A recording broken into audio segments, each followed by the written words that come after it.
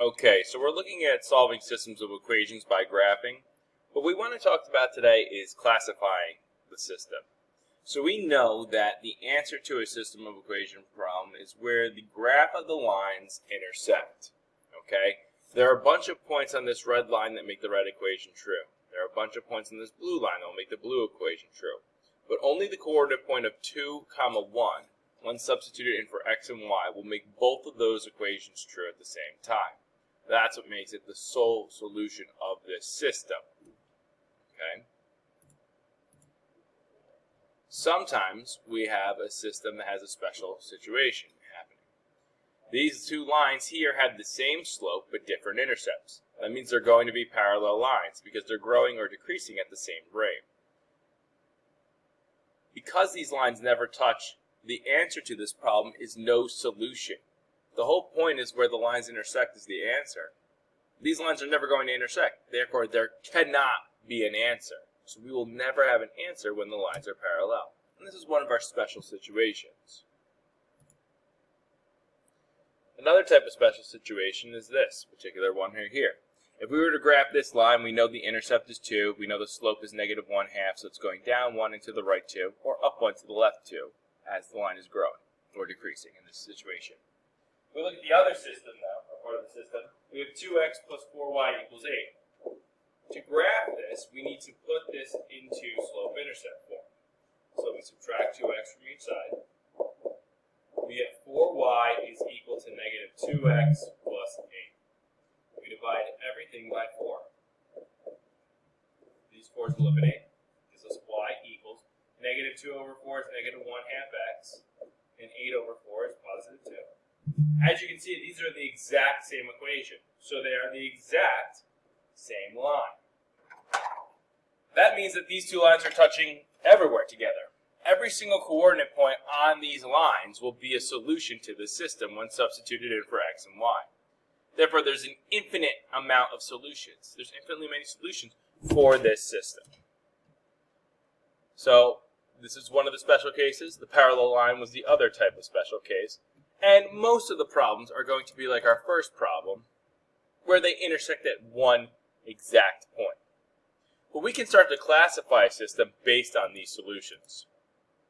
A system of equations that has at least one solution is consistent. Essentially, if there's an answer, it's consistent. A consistent system can either be independent or dependent.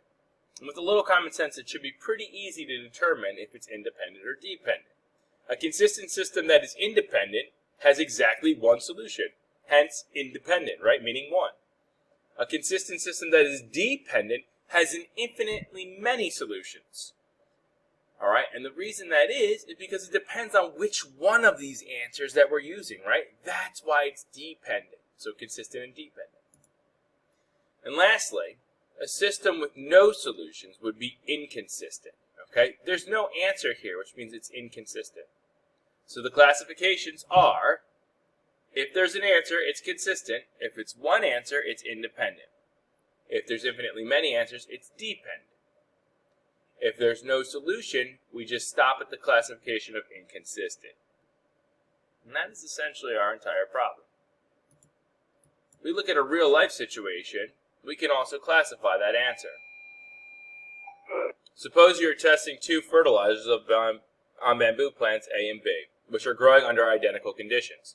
Plant A is 6 centimeters tall and growing at a rate of 4 centimeters a day. Plant B is 10 centimeters tall and growing at a rate of 2 centimeters a day. After how many days will the plants be the same height? What will their height be? So, we look at the graph. On the y-axis we have height in centimeters. On the x-axis we have the number of days. And we set up two equations, one representing plant A and one representing plant B. The height time, is equal to 4 times the amount of days plus 6 for the first plant. 6 because that's its initial height, and it's growing at a rate of 4 centimeters a day. That's where the 4D comes from. For plant B, it had an initial height of 10 centimeters, and it's growing at a rate of 2 centimeters a day. So the height is equal to 2D plus 10. We now graph these two lines, right? For the red plant A, we're starting at 6, and we're going up at a rate of 4 and over 1. Each box is represented by 2, so we went up 4 over 1, up 4 over 1, and so on. Plan B, start at 10, Again, the y-axis is going up by 2, so we go up 2 to the right 1, up 2 to the right 1, and so on. We see that these two lines intersect at 2, 14. Well, in this instance, the x and the y represent something. On day 2, the height is 14 centimeters, right? Because 2 represents your days, 14, which is y, represents your height. So 2, 14. So after 2 days, both plants will be 14 centimeters tall. Because of this, we have an answer. We can classify it. It would be a consistent system because there's an answer, and it would be an independent system because there's one specific answer.